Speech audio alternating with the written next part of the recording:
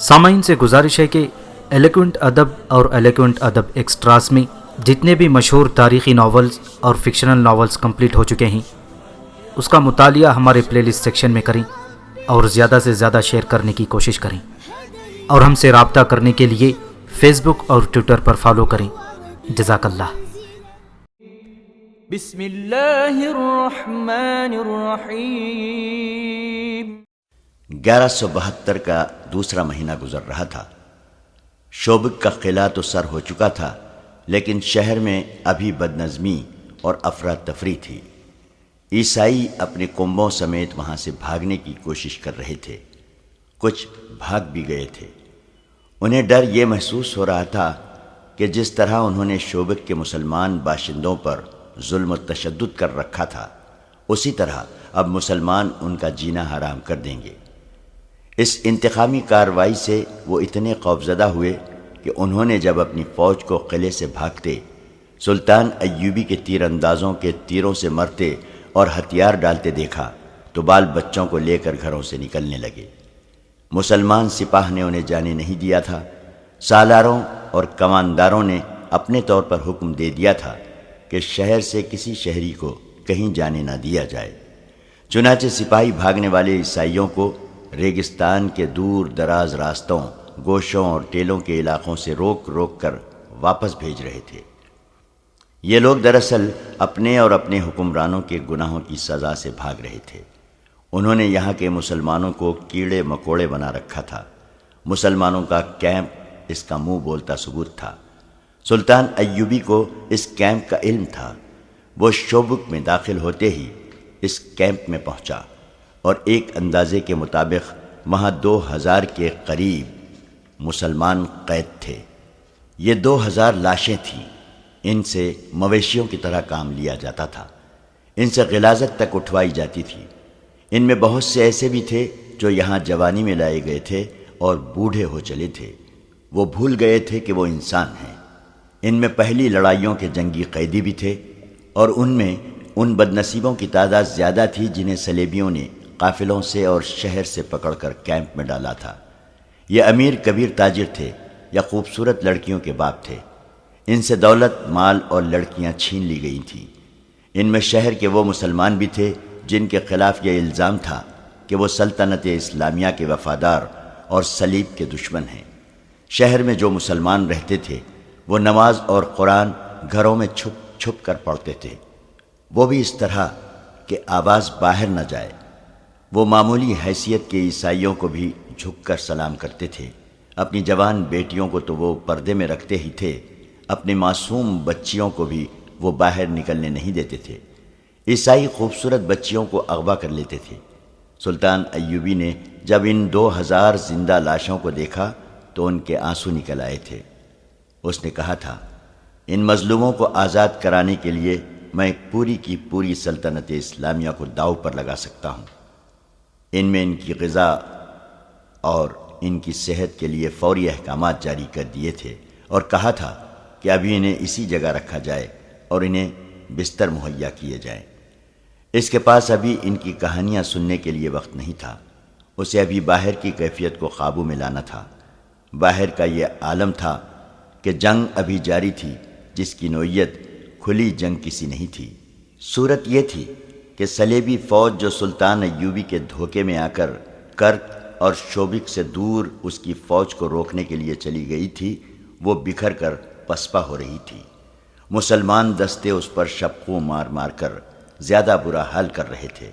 سلطان ایوبی کو اطلاعیں مل رہی تھیں کہ بعض جھڑپوں میں اس کے دستے گھیرے میں آ کر نقصان اٹھا رہے تھے۔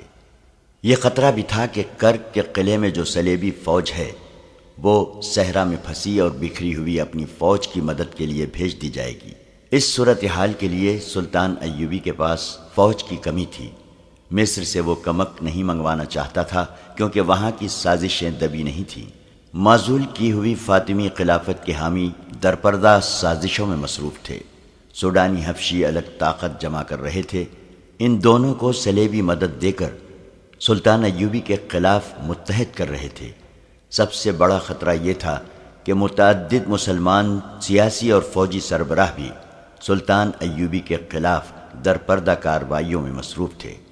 یہ ایمان فروشوں کا ٹولہ تھا جو اقتدار کے حصول کے لیے اسلام کے دشمنوں کے ساتھ ساز باز کر رہا تھا۔ انہوں نے حشیشین کے پیشہ ور قاتلوں کی خدمات بھی حاصل کر لی تھیں، جنہوں نے سلطان ایوبی کے قتل کا منصوبہ بنا لیا تھا۔ سلطان ایوبی نے کئی بار کہا تھا کہ صلیبیوں کی یہ کتنی بڑی کامیابی ہے کہ وہ میرے ہاتھوں مسلمانوں کو قتل کرا رہے ہیں۔ وہ بے شک ایمان فروش ہیں جنہیں میں نے غداری کی پاداش میں سزائے موت دے دی ہے، لیکن وہ مسلمان تھے، کلمہ گو تھے۔ کاش کہ یہ لوگ اپنے دشمن کو پہچان لیتے۔ اب جب کہ شوبک کا قلعہ اس کے قدموں میں تھا اور وہ قلعے کی دیوار پر اپنے فوجی مشیروں وغیرہ کے ساتھ گھوم رہا تھا، اسے شہر کے مسلمان باشندے گروہ در گروہ ناشتے اور اللہ اکبر کے نعرے لگاتے نظر آ رہے تھے۔ اونٹوں پر شہیدوں کی لاشیں اور زخمی لائے جا رہے تھے۔ سلطان ایوبی گہری سوچ میں کھویا ہوا تھا۔ اس کا دست راست بہاؤالدین شداد اپنی یادداشتوں میں لکھتا ہے، صلاح الدین ایوبی کے چہرے پر فتح و نصرت کا کوئی تاثر نہیں تھا۔ خوشیاں منانے والے شوبک کے مسلمانوں کا ایک گروہ دف اور شہنائی کی تال پر ناچتا اس دیوار کے دامن میں آن رکا جہاں ہم کھڑے تھے۔ صلاح الدین ایوبی انہیں دیکھتا رہا۔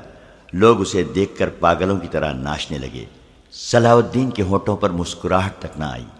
اس نے ان لوگوں کے لیے ہاتھ تک نہیں ہلایا، بس دیکھ رہا تھا۔ گروہ میں سے کسی نے بلند آواز سے کہا، صلاح الدین بن نجم الدین ایوب، تم شوبک کے مسلمانوں کے لیے پیغمبر بن کر آئے ہو۔ وہ لوگ عربی نسل کے تھے، ایک دوسرے کو باپ کے نام سے پہچانتے اور پکارتے تھے، اس لیے ان میں بیشتر صلاح الدین ایوبی کو بن ایوب یا بن نجم کہتے تھے۔ سلطان ایوبی کرد نسل سے تھا۔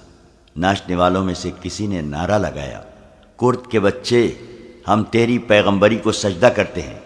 صلاح الدین ایوبی یک لخت بیدار ہو گیا، تڑپ کر بولا، انہیں کہو مجھے گناہگار نہ کرے، میں پیغمبروں کا غلام ہوں، سجدے کے لائق صرف اللہ کی ذات ہے۔ میں نے سلطان کے ایک محافظ سے کہا، بھاگ کر جاؤ اور ان لوگوں سے کہو کہ ایسے نعرے نہ لگائیں، امیر مصر ناراض ہوتے ہیں۔ محافظ جانے لگا تو ایوبی نے اسے روک کر کہا، آرام سے کہنا، ان کا دل نہ دکھانا، انہیں ناچنے دو، انہیں گانے دو، انہوں نے جہنم سے نجات حاصل کی ہے۔ میری زندگی ان لوگوں کی خوشیوں کے لیے وقف ہے۔ وہ اور کچھ نہیں کہہ سکا کیونکہ اس کی آواز پھر آ گئی تھی۔ یہ جذبات کا غلبہ تھا۔ اس نے منہ پھیر لیا۔ وہ ہم سب سے اپنے آنسو چھپا رہا تھا۔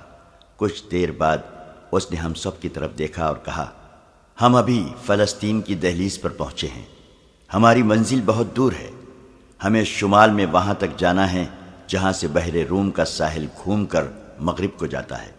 ہمیں سرزمین عرب سے آخری صلیبی کو ڈھکیل کر بحر روم میں ڈبونا ہے۔ وہیں سلطان ایوبی نے اپنے متعلقہ مشیر کو حکم دیا کہ سارے شہر میں منادی کرا دو کہ کوئی غیر مسلم اس خوف سے شہر سے نہ بھاگے کہ مسلمان انہیں پریشان کریں گے۔ کسی مسلمان فوجی یا شہری سے کوئی تکلیف پہنچے تو وہ قلعے کے دروازے پر شکایت کرے، اس کا ازالہ کیا جائے گا۔ اس نے زور دے کر کہا کہ ہم کسی کے لیے تکلیف اور مصیبت کا نہیں، پیار اور محبت کا پیغام لے کر آئے ہیں۔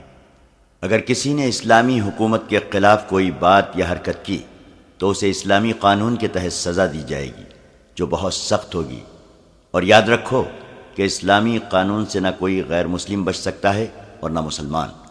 اس کے ساتھ ہی اس نے حکم دیا کہ شہر میں اگر کوئی صلیبی فوجی یا جاسوس چھپا ہوا ہے یا اسے کسی نے اپنے گھر میں پناہ دے رکھی ہے تو وہ فوراً اپنے آپ کو مسلمان فوج کے حوالے کر دے۔ سلطان ایوبی کی فوج قلعے کی ایک دیوار توڑ کر اندر گئی تھی۔ اس نے حکم دے رکھا تھا کہ قلعے کے اس حصے پر فوراً قبضہ کیا جائے جہاں صلیبیوں کے محکمہ جاسوسی کا مرکز تھا۔ اس کے جاسوسوں نے اس سے اس مرکز کے متعلق بہت سی معلومات دی تھیں اور رہنمائی بھی کی تھی، مگر صلیبی اتنے اناڑی نہیں تھے۔ انہوں نے سب سے پہلے اسی حصے کو خالی کیا اور دستاویزات نکال لیے گئے تھے۔ ان کی جاسوسی کا سربراہ ہرمن اور اس کے دیگر ماہرین وہاں سے غائب ہو چکے تھے۔ البتہ 8 لڑکیاں پکڑی گئی تھیں جو علی بن سفیان کے حوالے کر دی گئی تھیں۔ وہ ان سے معلومات لے رہا تھا۔ ان لڑکیوں نے بتایا تھا کہ کم و بیش 20 لڑکیاں وہاں سے نکل گئی ہیں۔ وہ سب اپنے طور پر بھاگی تھیں۔ ان کے ساتھ کوئی مرد نہیں تھا۔ مرد جاسوس بھی نکل گئے تھے۔ ان 8 لڑکیوں میں سے ایک نے اپنی ساتھی لڑکی لفظینہ کے متعلق بتایا تھا کہ اس نے ایک مسلمان فوجی حدید کو قلعے سے فرار کرا کے خودکشی کر لی تھی۔ شوبک میں امن اور شہری انتظامات بحال کرنے کی سرگرمیاں تھیں اور کرک میں شوبک پر حملے اور اسے سلطان ایوبی سے چھڑانے کی اسکیمیں بن رہی تھیں، لیکن صلیبی حملے کے لیے اتنی جلدی تیار نہیں ہو سکتے تھے جتنا وہ سمجھتے تھے۔ ان کے سامنے پہلا سوال تو یہ تھا کہ ان کے عالم جاسوس نے بڑی پکی اطلاع دی تھی کہ سلطان ایوبی کرک پر حملہ کرے گا۔ اس کی فوجیں کرک کی طرف ہی آ رہی تھیں۔ ان کے قاہرہ کے جاسوسوں نے بھی ناقابل تردید اطلاعیں دی تھیں کہ سلطان ایوبی کی فوج کرک پر حملہ کرے گی، جس کی کمان وہ خود کرے گا، مگر آدھے راستے سے اس کی فوجوں نے رخ بدل دیا اور ایسی چالیں چلی کہ صلیبی فوج جو مسلمانوں کو روکنے کے لیے گئی تھی شب خونوں کی زد میں آ گئی، اور سلطان ایوبی نے کرک سے اتنی زیادہ دور شوبک پر حملہ کر دیا۔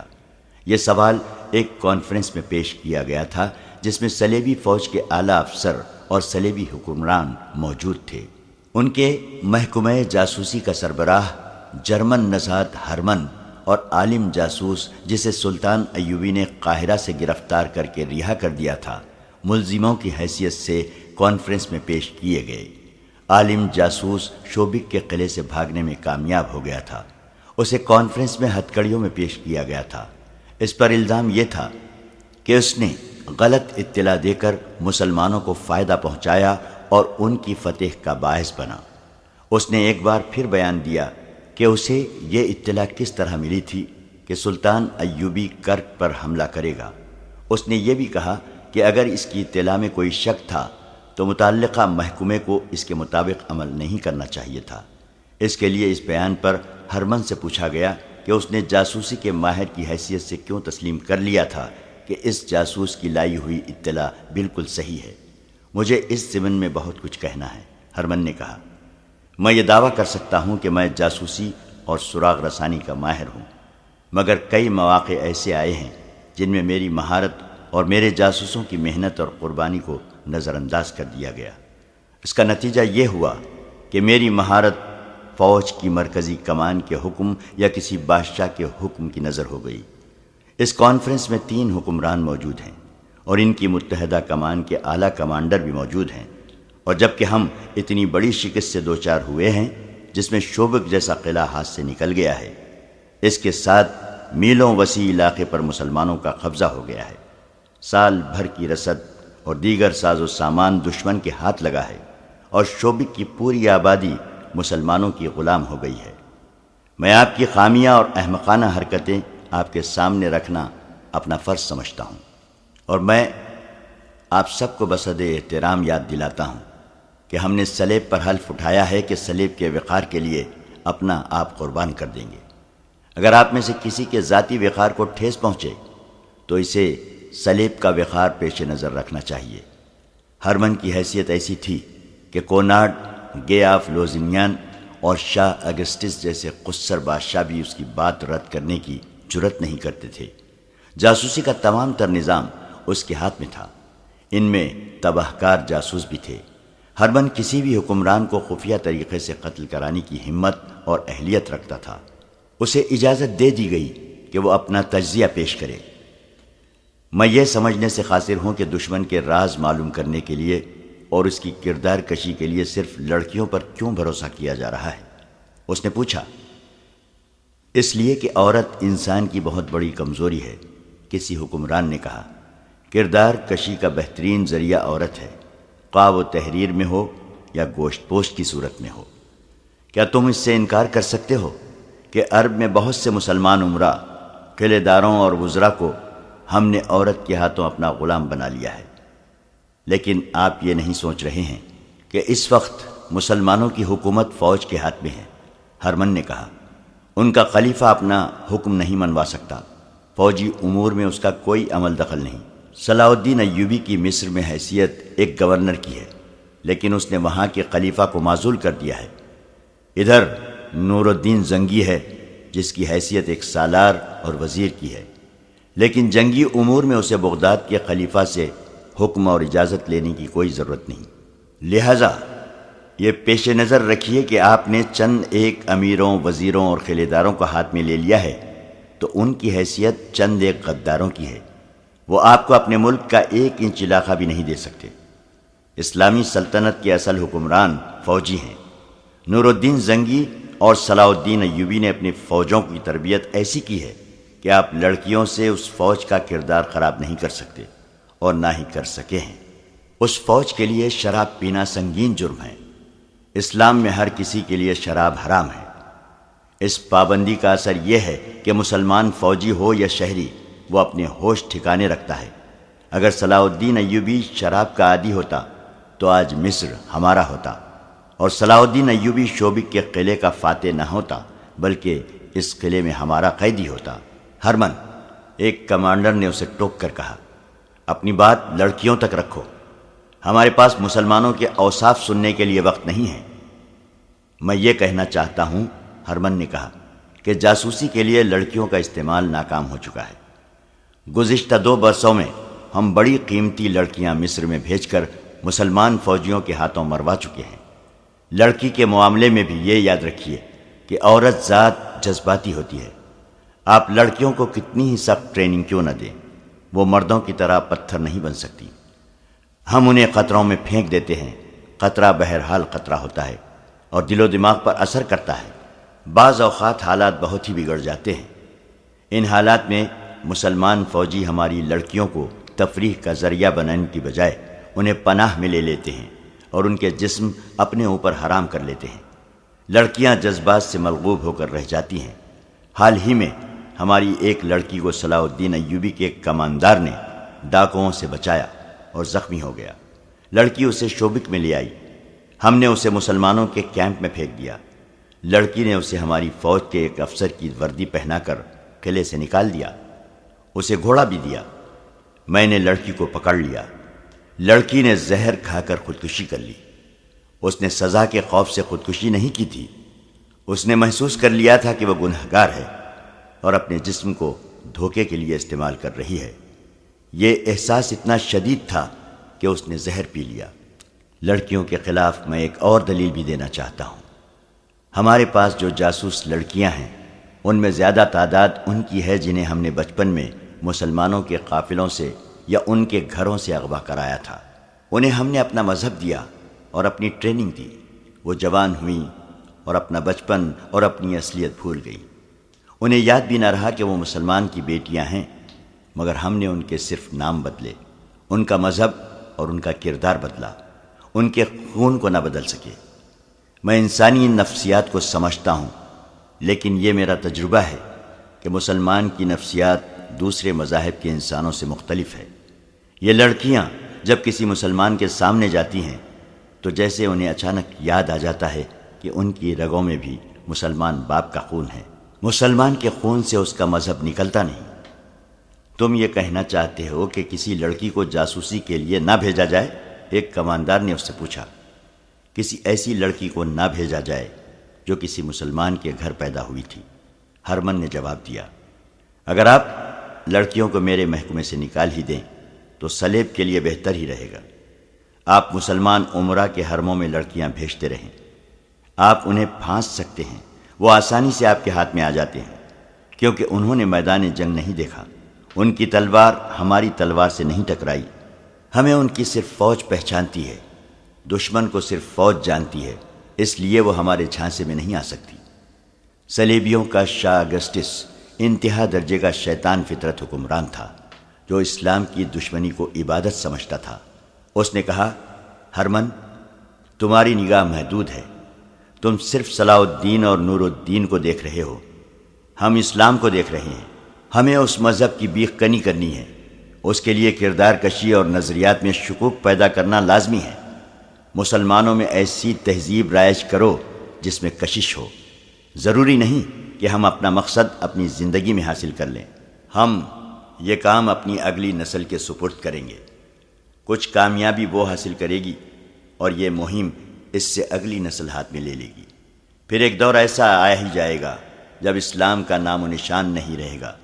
اگر اسلام زندہ رہا بھی تو یہ مذہب کسی اور صلاح الدین اور نور الدین زنگی کو جنم نہیں دے گا۔ میں وثوق سے کہتا ہوں کہ مذہب مسلمانوں کا اپنا ہوگا، لیکن یہ مذہب ہماری تہذیب میں رنگا ہوا ہوگا۔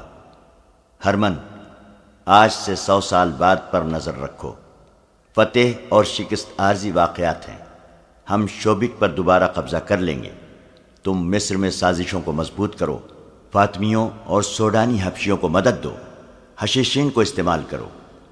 کانفرنس کے کمرے میں ایک صلیبی افسر داخل ہوا، گرج سے اٹا ہوا اور تھکا ہوا تھا۔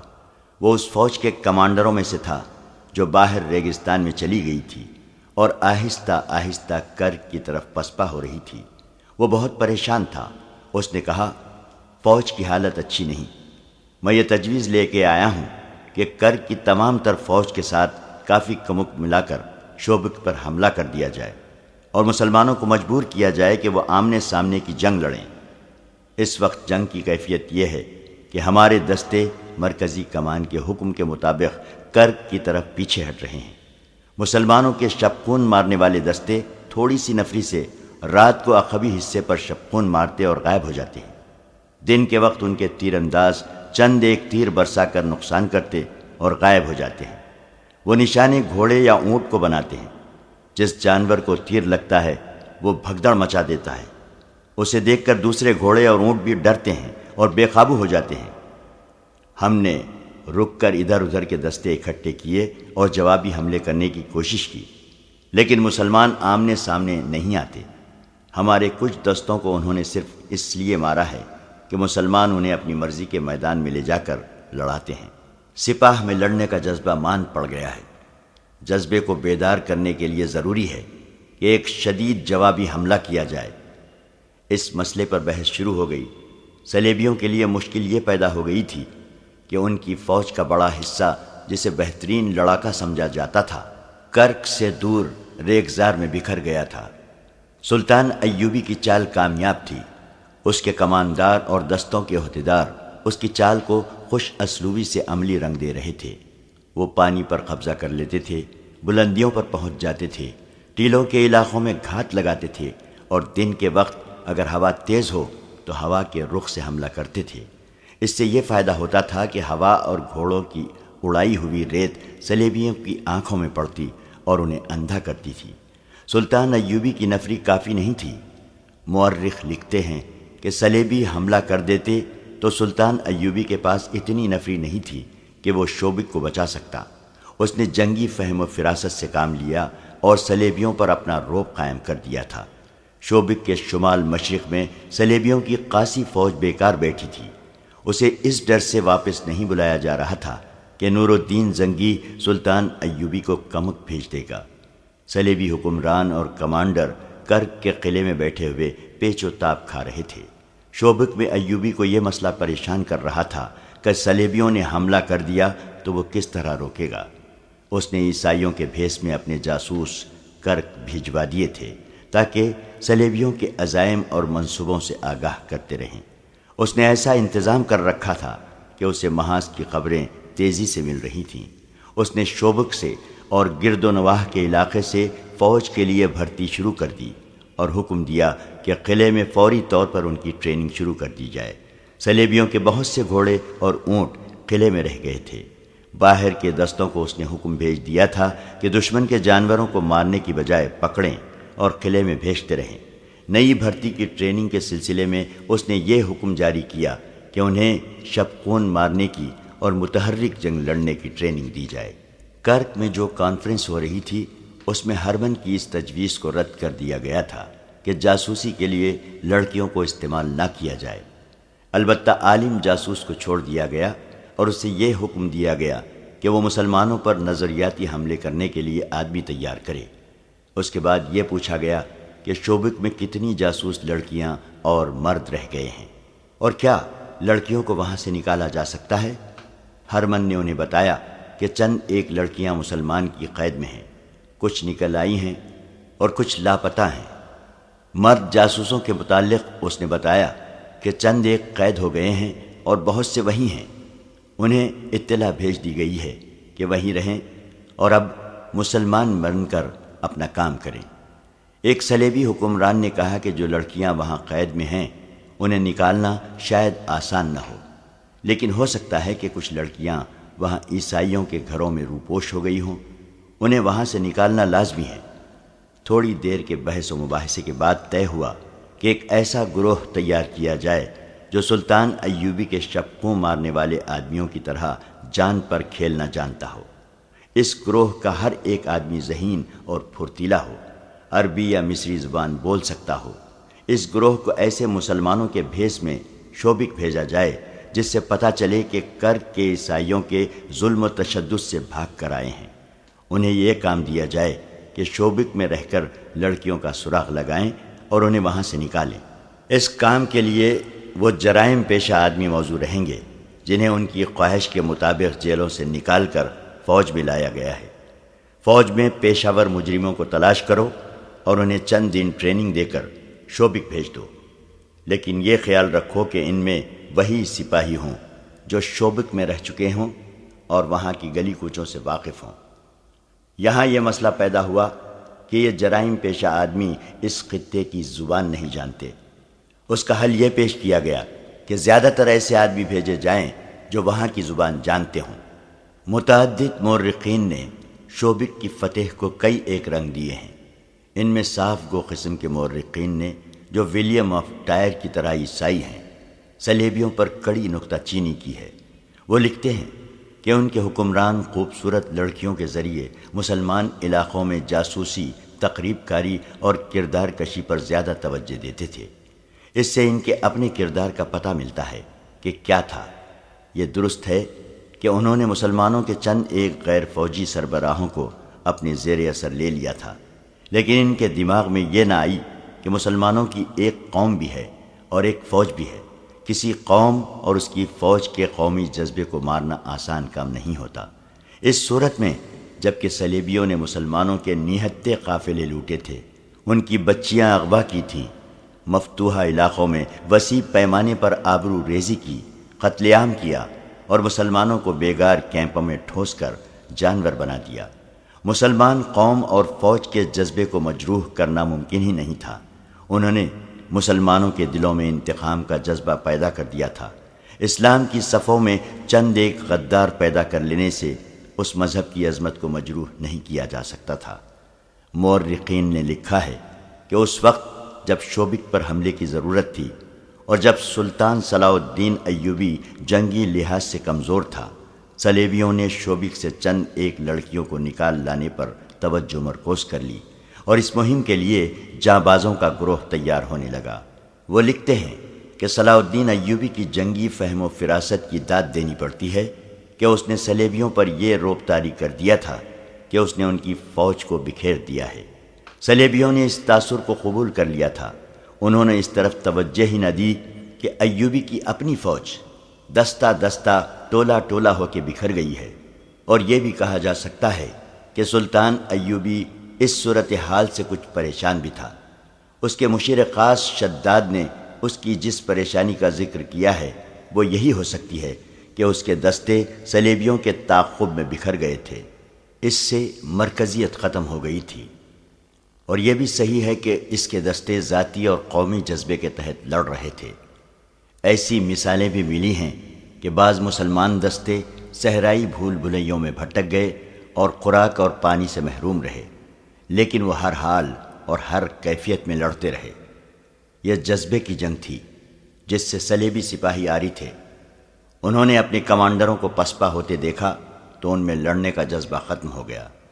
اگر صلیبی ادھر توجہ دیتے تو ایوبی کی بکھری ہوئی فوج پر قابو پا سکتے تھے، مگر وہ ذرا ذرا سی باتوں پر اتنی زیادہ توجہ دیتے تھے جتنی اہم جنگی امور پر دی جاتی ہے۔ یہاں ایک اور وضاحت ضروری ہے۔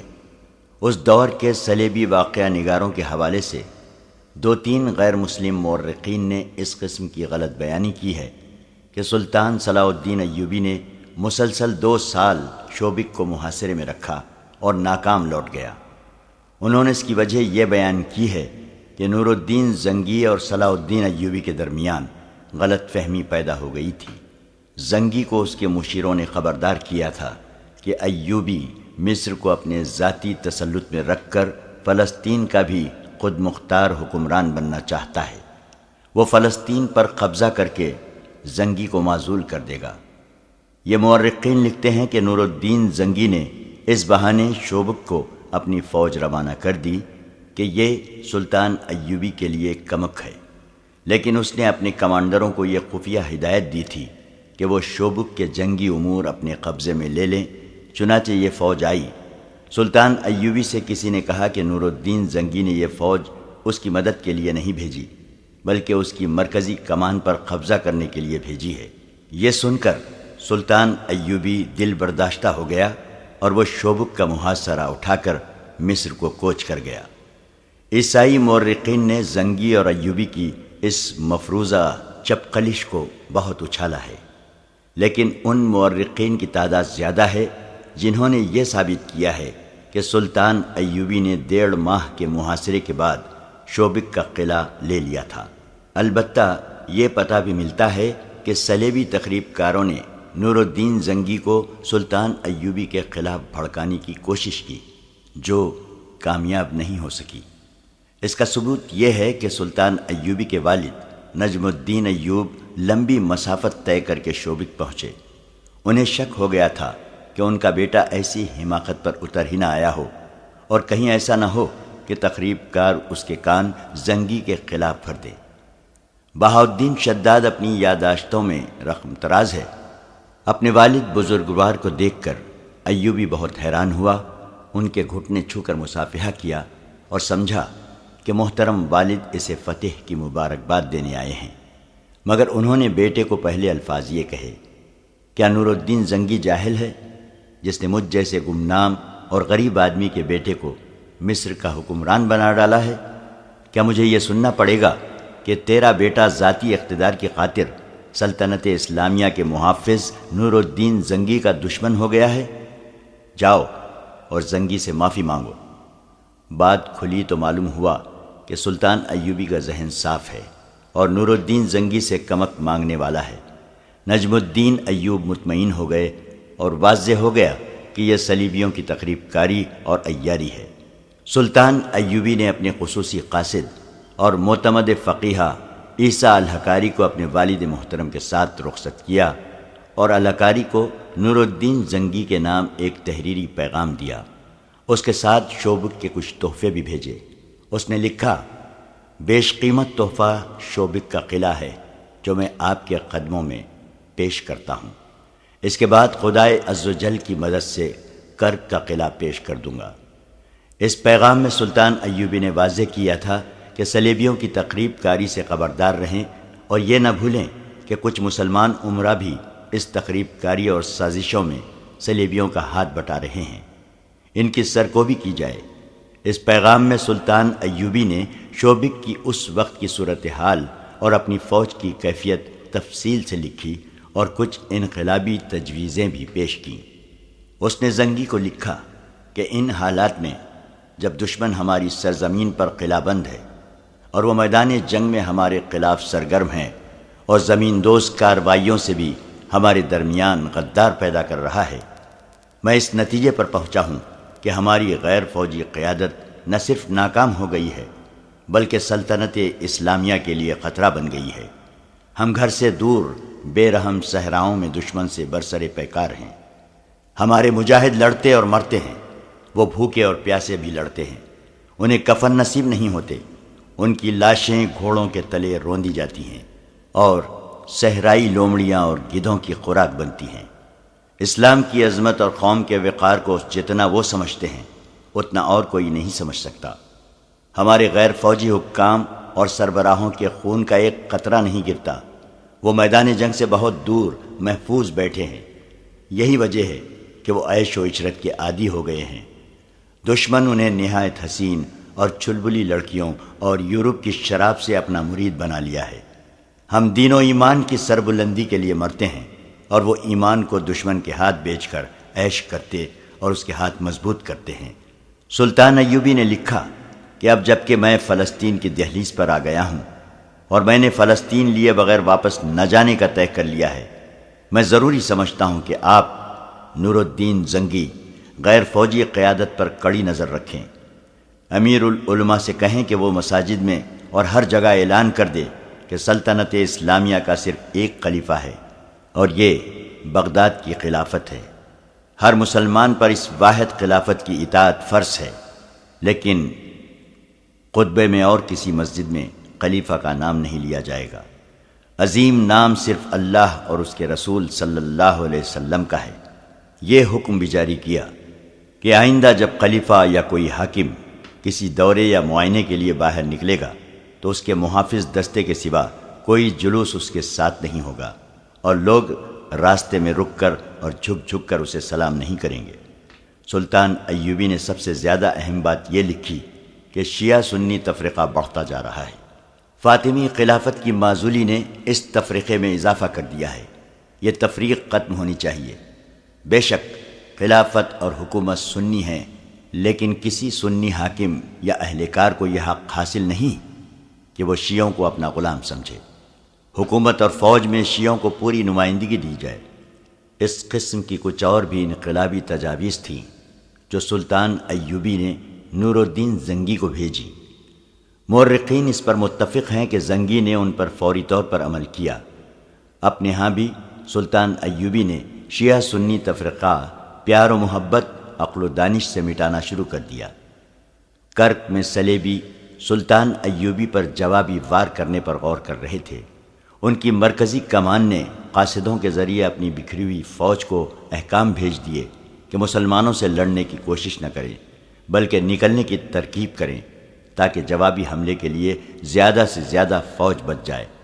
ان احکام کے ساتھ ہی انہوں نے 40 جابازوں کا ایک گروہ تیار کر لیا جسے مظلوم مسلمانوں کے بحروپ میں شوبک میں داخل ہوا اور لڑکیوں کو وہاں سے نکالنا تھا۔ صلیبی حکمرانوں نے اس خیال سے کہ سلطان ایوبی مصر سے غیر حاضر ہے وہاں اپنے تقریب کاروں میں اضافہ کرنے کا بھی فیصلہ کر لیا۔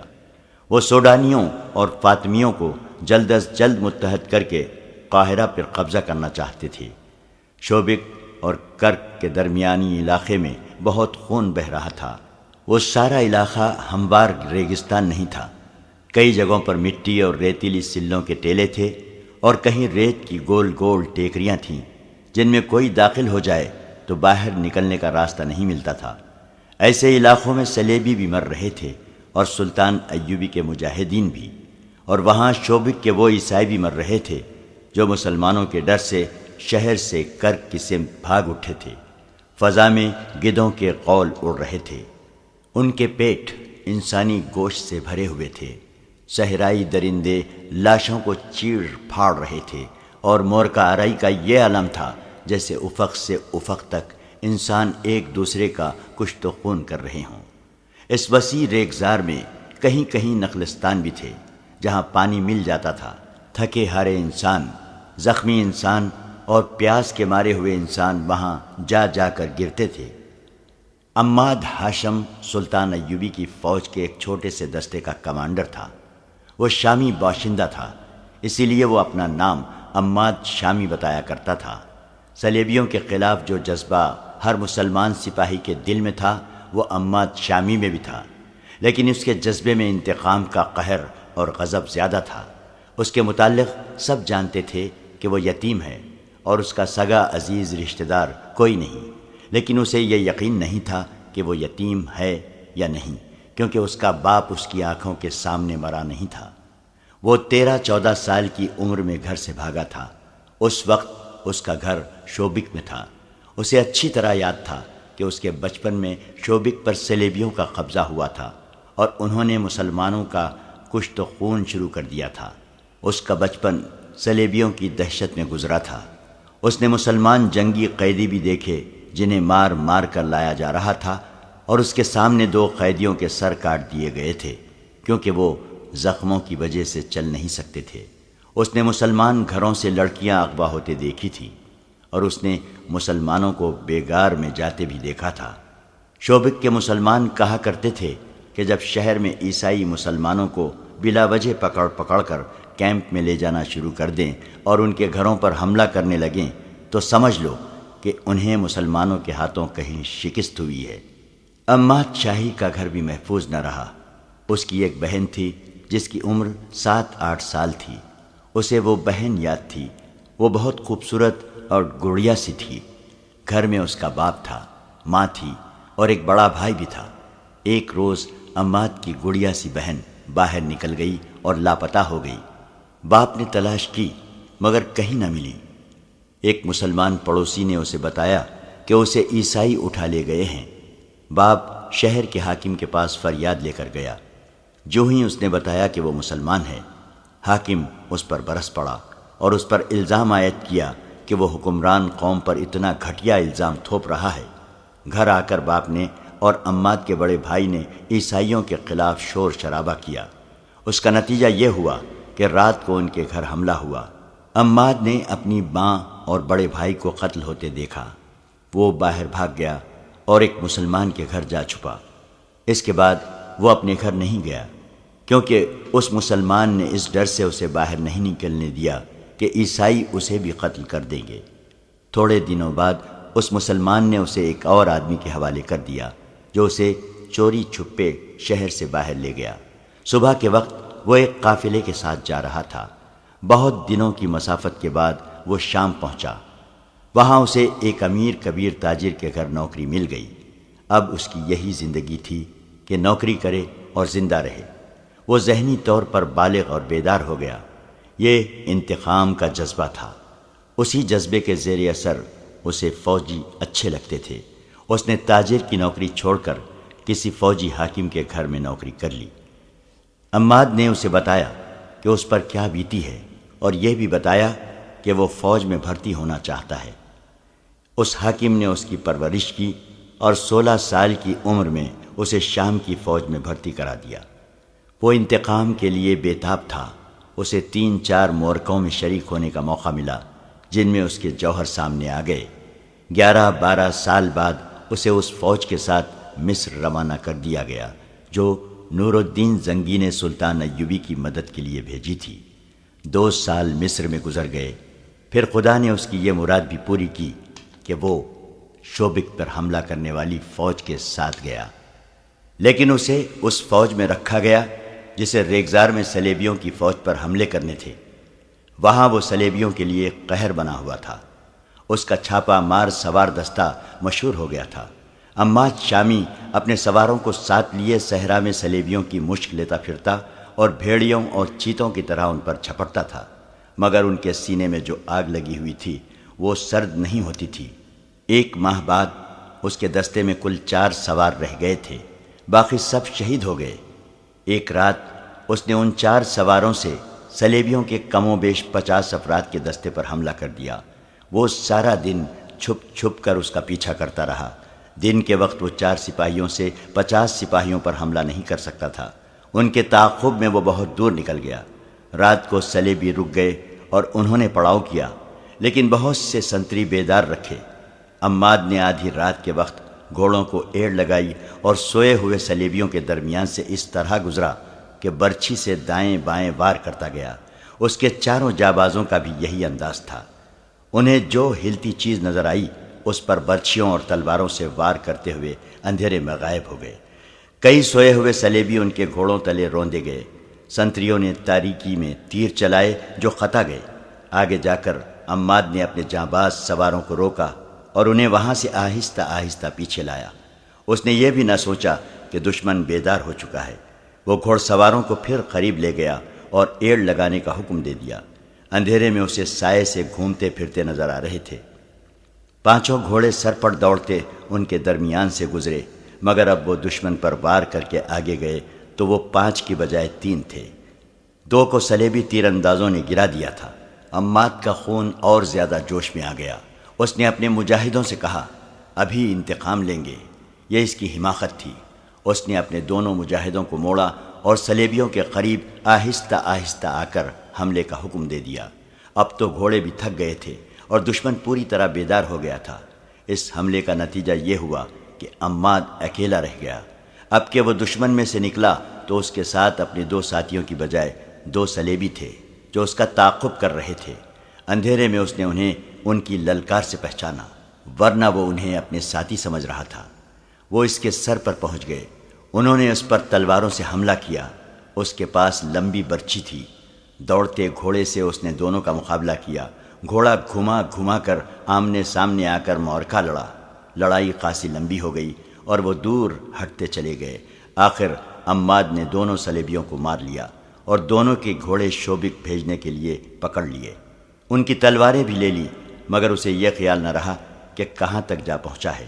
اس نے گھوڑے کو اور اپنے آپ کو آرام دینے کے لیے ایک جگہ قیام کیا، لیکن وہ سونے سے ڈرتا تھا، کیونکہ کسی بھی وقت اور کہیں بھی وہ دشمن کے نرغے میں آ سکتا تھا۔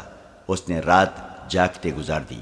ستارے دیکھ کر اس نے یہ معلوم کر لیا کہ شوبک کس طرف اور کرک کس طرف ہے، اور اسے صحرا میں کون سی جگہ جانا ہے جہاں اسے اپنا کوئی دستہ مل جائے گا۔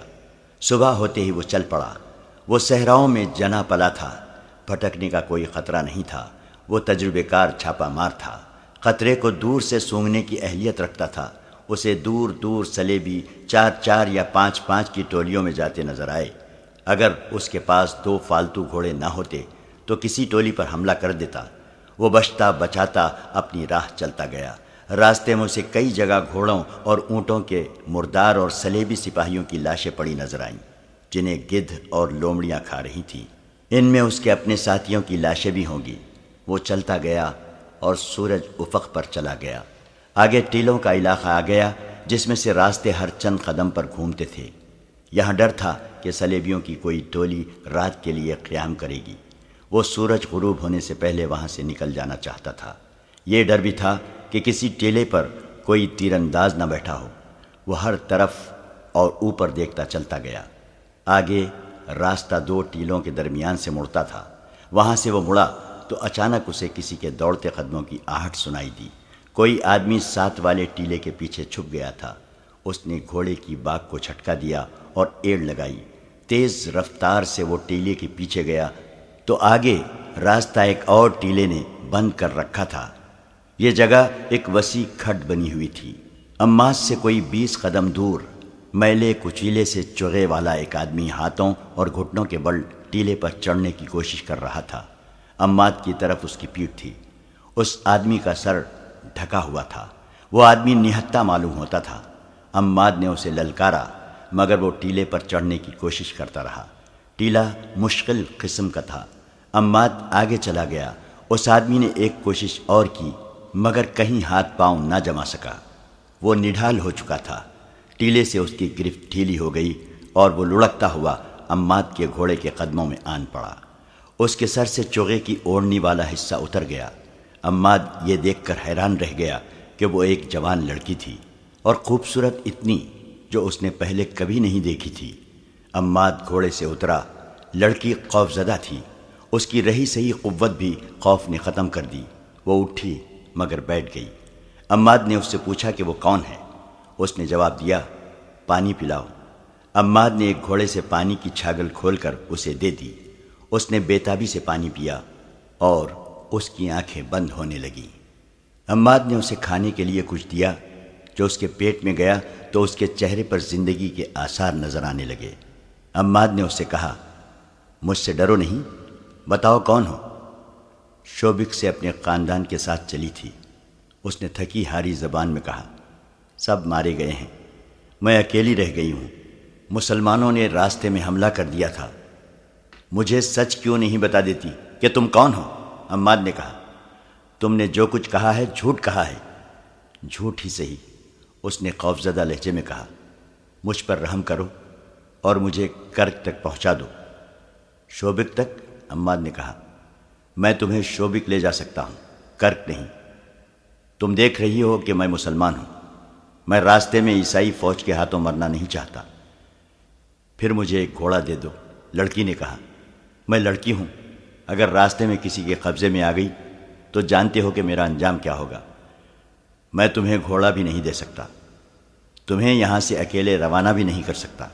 عماد نے کہا، یہ میرا فرض ہے کہ تمہیں اپنے ساتھ شوبک لے جاؤں۔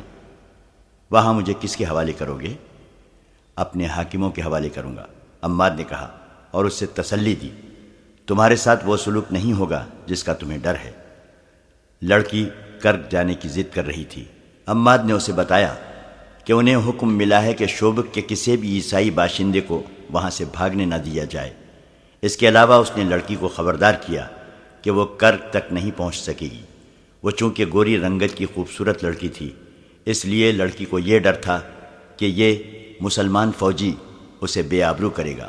اس نے سوچا کہ کیوں نہ اس کے ساتھ آبرو کا ہی سودا کر کے اسے کہا جائے کہ وہ اسے گھوڑا دے دے۔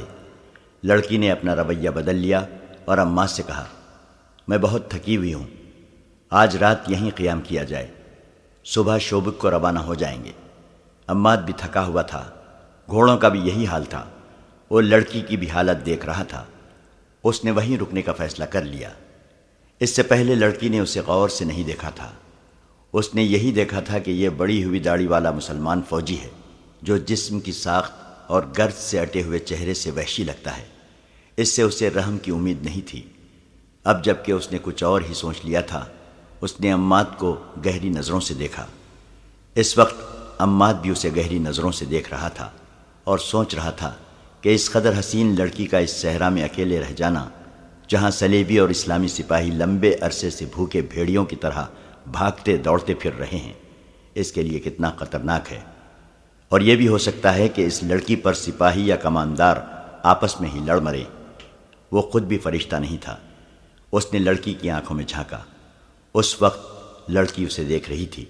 عماد نے کوشش کی کہ وہ لڑکی سے نظریں پھیر لے، مگر لڑکی کی آنکھوں نے اس کی آنکھوں کو گرفتار کر لیا۔ اس نے اپنے جسم کے اندر کوئی ایسا جذبہ محسوس کیا جو اس کے لیے اجنبی تھا۔ اس نے ایک بار نظریں جھکا لی، مگر آنکھیں اپنے آپ پھر اوپر اٹھ گئیں اور وہ بے چین سا ہونے لگا۔ لڑکی کے ہونٹوں پر ہلکی سی مسکراہٹ آ گئی۔ عماد نے آہستہ سے کہا، تم شاید کنواری ہو؟ ہاں، لڑکی نے جواب دیا اور ذرا سا بھی سوچے بغیر کہہ دیا، میرا دنیا میں کوئی نہیں رہا، اگر میرے ساتھ کرک چلے چلو تو میں تمہارے ساتھ شادی کر لوں گی۔ عماد بیدار سا ہو گیا۔ اس نے کہا، پھر تم مجھے کہو گی کہ اپنا مذہب تبدیل کر لو، جو میں نہیں کر سکوں گا۔ تم شوبک چل کر میرے ساتھ شادی کرو اور مسلمان ہو جاؤ۔ مجھے بہرحال کرک جانا ہے، لڑکی نے کہا۔ اگر میرے ساتھ وہاں تک چلو گے تو تمہاری دنیا بدل جائے گی۔ لڑکی نے سودا بازی شروع کر دی تھی، لیکن عماد کچھ اور ہی سوچ رہا تھا۔ یہ سوچ ایسی تھی جسے وہ سمجھ بھی نہیں سکتا تھا۔ وہ بار بار لڑکی کے چہرے، اس کے ریشمی بالوں اور آنکھوں کو دیکھتا اور سر جھکا کر سوچ میں کھو جاتا تھا۔ لڑکی کی جیسے وہ کوئی بات سن ہی نہیں رہا تھا۔ تھوڑی دیر بعد لڑکی کا چہرہ گہری شام کی تاریکی میں چھپ گیا۔ اس نے گھوڑے کے ساتھ بندھے ہوئے تھیلے میں سے کھانے کی 2-3 چیزیں نکالی، لڑکی کو دیں اور خود بھی کھا لی۔ اس کا جسم اس قدر نڈھال تھا، جو ہی لیٹا اس کی آنکھ لگ گئی۔ آدھی رات کے بعد جب لڑکی نے کروٹ بدلی اور اس کی آنکھ کھل گئی، اس نے عماد کو دیکھا۔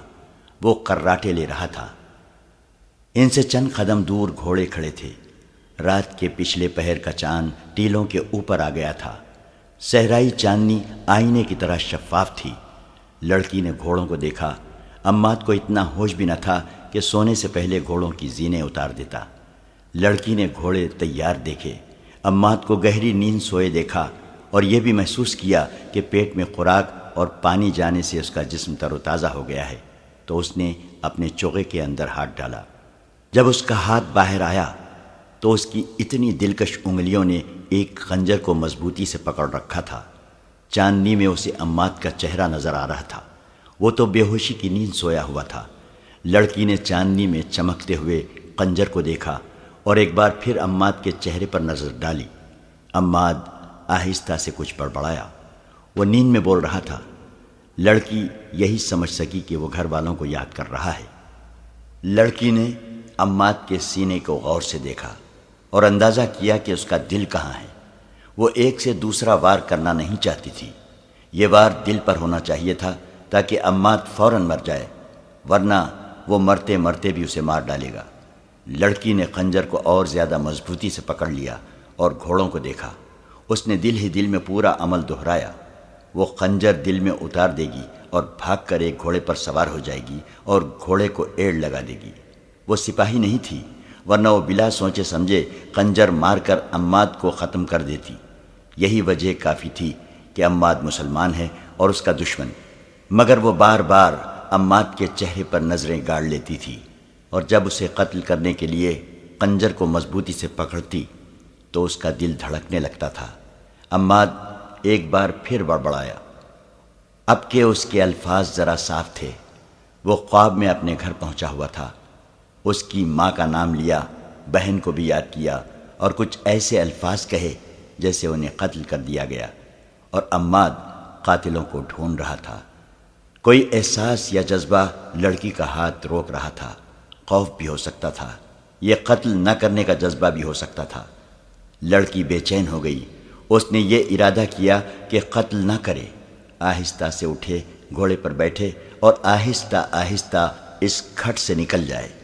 وہ اٹھی اور خنجر ہاتھ میں لیے گھوڑے کی طرف چل پڑی، مگر ریت نے اس کے پاؤں جکڑ لیے۔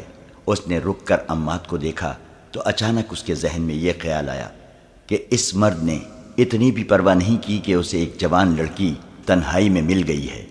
اس نے یہ بھی نہیں سوچا کہ یہ لڑکی عیسائی ہے جو اسے سوتے میں قتل کر سکتی ہے، اور اس نے گھوڑے کی زینیں بھی نہیں اتاری، اور اس نے اپنی برچی اور تلوار بھی احتیاط سے نہیں رکھی۔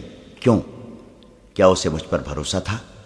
کیا یہ اتنا ہی بے حس ہے کہ میری جوانی اس کے اندر کوئی جذبہ بیدار نہیں کر سکی؟ اسے ایسے محسوس ہونے لگا جیسے اس آدمی نے اسے گھوڑے سے زیادہ قیمتی نہیں سمجھا۔ وہ آہستہ آہستہ ایک گھوڑے تک پہنچی۔ گھوڑا ہنہنایا۔ لڑکی نے گھبرا کر عماد کو دیکھا۔ گھوڑے کی آواز پر بھی اس کی آنکھ نہ کھلی۔ وہ 3 گھوڑوں کی اونٹ میں کھڑی ایک گھوڑے پر سوار ہونے کا ارادہ کر رہی تھی کہ اسے اپنے عقب سے آواز سنائی دی، کون ہو تم؟ لڑکی نے چونک کر پیچھے دیکھا۔ ایک آدمی نے منہ سے وسل بجائی اور کہا، ہماری یہ قسمت۔ وہ 2 تھے، دوسرا ہنسا۔ لڑکی زبان سے پہچان گئی کہ یہ سلیبی ہیں۔ ایک نے لڑکی کو بازو سے پکڑا اور اپنی طرف کھینچا۔ لڑکی نے کہا، میں سلیبی ہوں۔ دونوں آدمی ہنس پڑے اور ایک نے کہا، پھر تم سالم ہماری ہو، آؤ ذرا ٹھہرو اور میری بات سنو۔ اس نے کہا، میں شوبک سے فرار ہو کر آئی ہوں، میرا نام ایونا ہے، میں جاسوسی کے شعبے کی ہوں، کرک جا رہی ہوں۔ وہ دیکھو، ایک مسلمان سپاہی سویا ہوا ہے، اس نے مجھے پکڑ لیا تھا، میں اسے سوتا چھوڑ کر بھاگ رہی ہوں، میری مدد کرو، یہ گھوڑے سنبھالو اور مجھے کرک پہنچاؤ۔ اس نے انہیں اچھی طرح سمجھایا کہ وہ سلیبی فوج کے لیے کتنی قیمتی اور کارآمد لڑکی ہے۔ ایک سلیبی نے اسے وحشیوں کی طرح بازوؤں میں جکڑ لیا اور کہا، جہاں کہو گی پہنچا دیں گے۔ دوسرے نے ایک بیہودہ بات کہہ دی اور دونوں اسے ایک طرف کو دھکیلنے لگے۔ وہ سلیبی فوج کے پیادہ سپاہی تھے جو مسلمان چھاپا ماروں سے بھاگتے پھر رہے تھے۔ رات وہ چھپ کر ذرا آرام کرنا چاہتے تھے۔ ایسی خوبصورت لڑکی نے انہیں حیوان بنا دیا۔ لڑکی نے جب دیکھا کہ انہیں سلیب کا بھی کوئی خیال نہیں تو اس نے اس امید پر بلند آواز سے بولنا شروع کر دیا کہ عماد جاگ اٹھے گا۔ اسے سپاہیوں نے گھسیٹنا شروع کر دیا۔ اچانک ایک نے گھبرائی ہوئی آواز میں اپنے ساتھی کا نام لے کر کہا، بچو، مگر اس نے بچنے سے پہلے ہی عماد کی برچی اس کے پیٹھ میں اتر چکی تھی۔ دوسرے نے تلوار سونت لی۔ اس وقت لڑکی نے دیکھا کہ اس کے ہاتھ میں خنجر ہے۔ اس نے خنجر سلیبی سپاہی کے پہلو میں گھونپ دیا۔ ایک کے بعد دیگرے 2 اور وار کیے اور چلا چلا کر کہا، تمہیں زندہ رہنے کا کوئی حق نہیں، تم سلیب کے نام پر غلیظ داغ ہو۔ جب دونوں سلیبی ٹھنڈے ہو گئے تو لڑکی بے قابو ہو کر رونے لگی۔ عماد نے اسے بہلایا اور کہا، اب یہاں رکنا ٹھیک نہیں، ہو سکتا ہے زیادہ سپاہی ادھر آ نکلے، ہم ابھی شوبک کو روانہ ہو جاتے ہیں۔ اس نے لڑکی سے پوچھا، انہوں نے تمہیں جگایا تھا؟ نہیں، لڑکی نے جواب دیا، میں جاگ رہی تھی اور گھوڑوں کے پاس کھڑی تھی۔ وہاں کیوں؟ گھوڑے پر سوار ہو کر بھاگنے کے لیے، لڑکی نے اعتراف کرتے ہوئے کہا، میں تمہارے ساتھ نہیں جانا چاہتی تھی۔ تم نے خنجر کہاں سے لیا ہے؟ میرے پاس تھا، لڑکی نے جواب دیا، میں نے پہلے ہی ہاتھ میں لے رکھا تھا۔ پہلے ہی ہاتھ میں کیوں لے رکھا تھا؟ عماد نے پوچھا۔ شاید اس لیے کہ میں جاگ اٹھوں تو تم مجھے قتل کر دو۔ لڑکی نے جواب نہ دیا، عماد کو دیکھتی رہی۔ کچھ دیر بعد بولی، میں تمہیں قتل کر کے بھاگنا چاہتی تھی، بیشتر اس کے کہ تم مجھے قتل کرو۔ میں تمہیں بتا دینا چاہتی ہوں کہ میں نے یہ خنجر تمہیں قتل کرنے کے لیے کھولا تھا، لیکن ہاتھ اٹھا نہیں۔ میں یہ نہیں بتا سکتی کہ میں نے تمہارے دل میں خنجر کیوں نہیں اتارا۔ تمہاری زندگی میرے ہاتھ میں تھی، میں بزدل نہیں، پھر بھی میں تمہیں قتل نہ کر سکی۔ میں کوئی وجہ بیان نہیں کر سکتی، شاید تم کچھ بتا سکو۔ زندگی اور موت اللہ کے ہاتھ میں ہے، عماد نے کہا۔ تمہارا ہاتھ میرے خدا نے روکا تھا اور تمہاری عزت خدا نے بچائی ہے۔ میرا وجود تو ایک بہانہ اور ایک سبب تھا۔ کسی گھوڑے پر سوار ہو جاؤ اور چلو۔ لڑکی نے خنجر عماد کی طرف بڑھا کر کہا، میرا خنجر اپنے پاس رکھ لو ورنہ میں تمہیں قتل کر دوں گی۔ تم میری تلوار بھی اپنے پاس رکھ لو، عماد نے کہا۔ تم مجھے قتل نہیں کر سکو گی۔ یہ مذاق نہیں تھا، دونوں پر سنجیدگی طاری تھی۔ وہ گھوڑوں پر سوار ہوئے اور تیسرا گھوڑا ساتھ لے کر چل پڑے۔ سورج نکلنے تک وہ اس علاقے میں پہنچ چکے تھے جہاں کوئی صلیبی سپاہی نظر نہیں آتا تھا۔ عماد کی اپنی فوج کے چند سپاہی اسے نظر آئے، جن کے ساتھ اس نے کچھ باتیں کی اور چلتے گئے۔ اپریل کا سورج بہت ہی گرم تھا۔ وہ منہ اور سر لپیٹے ہوئے چلتے گئے۔ دور سے ریت پانی کے سمندر کی طرح چمکتی نظر آتی تھی اور بائیں سمت ریتیلی سلوں کی پہاڑیاں نظر آ رہی تھیں۔ سفر کے دوران وہ آپس میں کوئی بات نہ کر سکے۔ گرمی کے علاوہ ان لاشوں نے بھی ان پر خاموشی طاری کر رکھی تھی جو انہیں ادھر ادھر بکھری ہوئی نظر آ رہی تھیں۔ کوئی ایک بھی لاش سالم نہیں تھی۔ گدھوں اور درندوں نے ان کے اعضاء الگ الگ کر دیے تھے۔ بعض لاشوں کی صرف ہڈیاں اور کھوپڑیاں رہ گئی تھیں۔ عماد نے لڑکی سے کہا، یہ تمہاری قوم کے سپاہی ہیں۔ یہ ان بادشاہوں کی خواہشوں کا شکار ہو گئے ہیں جو اسلامی سلطنت کو ختم کرنے برطانیہ، فرانس، جرمنی، اٹلی اور نہ جانے کہاں کہاں سے آئے ہیں۔ لڑکی خاموش رہی۔ وہ بار بار عماد کو دیکھتی تھی اور آہ بھر کر سر جھکا لیتی تھی۔ عماد نے سلوں کی پہاڑیوں کا رخ کر لیا۔ اسے معلوم تھا کہ وہاں پانی ضرور ہوگا اور سایہ بھی۔ سورج ان کے پیچھے جانے لگا تو وہ پہاڑیوں میں پہنچ گئے۔ تلاش کے بعد انہیں ہری جھاڑیاں اور گھاس نظر آئی۔ ایک جگہ سے پہاڑی کا دامن پھٹا ہوا تھا، وہاں پانی تھا۔ وہ گھوڑوں سے اترے، پہلے خود پانی پیا، پھر گھوڑوں کو پانی پینے کے لیے چھوڑ دیا اور سائے میں بیٹھ گئے۔ تم کون ہو؟ لڑکی نے اس سے پوچھا۔ تمہارا نام کیا ہے؟ کہاں کے رہنے والے ہو؟ میں مسلمان ہوں، عماد نے جواب دیا۔ میرا نام عماد ہے اور میں شامی ہوں۔ رات خواب میں تم کسے یاد کر رہے تھے؟ یاد نہیں رہا، عماد نے کہا۔ میں شاید خواب میں بول رہا ہوں گا۔ میرے ساتھی مجھے بتایا کرتے ہیں کہ میں خواب میں بولا کرتا ہوں۔ تمہاری ماں ہے، بہن ہے؟ لڑکی نے پوچھا اور کہا، شاید تم انہیں یاد کر رہے تھے۔ تھیں کبھی، عماد نے آہ بھر کر کہا۔ اب انہیں خواب میں دیکھا کرتا ہوں۔ لڑکی نے اس سے ساری بات پوچھنے کی بہت کوشش کی، لیکن عماد نے اور کچھ نہیں بتایا۔ اس نے لڑکی سے کہا، تم نے اپنے متعلق جھوٹ بولا تھا۔ مجھے پوچھنے کی کوئی ضرورت نہیں کہ تم کون ہو۔ میں تمہیں متعلقہ حاکم کے حوالے کر کے واپس آ جاؤں گا۔ اگر سچ بول سکو تو اپنے متعلق کچھ بتا دو، لیکن یہ نہ کہنا کہ تم ان صلیبی لڑکیوں میں سے نہیں ہو جو ہمارے ملک میں جاسوسی کے لیے آتی ہیں۔ تم ٹھیک کہتے ہو، لڑکی نے کہا۔ میں جاسوس لڑکی ہوں۔ میرا نام ایونا ہے۔ تمہارے ماں باپ کو معلوم ہے کہ تمہارا کام کس قسم کا ہے؟ عماد نے پوچھا۔ میرے ماں باپ نہیں ہیں، ایونا نے جواب دیا۔ میں نے ان کی صورت بھی نہیں دیکھی۔ میرا محکمہ میری ماں اور اس محکومے کا حاکم ہرمن میرا باپ ہے۔ اس نے یہ بات یہیں پر ختم کر دی اور کہا، میری ایک ساتھی لڑکی نے ایک مسلمان سپاہی کو بچانے کے لیے زہر پی لیا تھا۔ میں اس وقت بہت حیران ہوئی تھی کہ کوئی صلیبی لڑکی ایک مسلمان کے لیے اتنی بڑی قربانی دے سکتی ہے۔ میں آج محسوس کر رہی ہوں کہ ایسا ہو سکتا ہے۔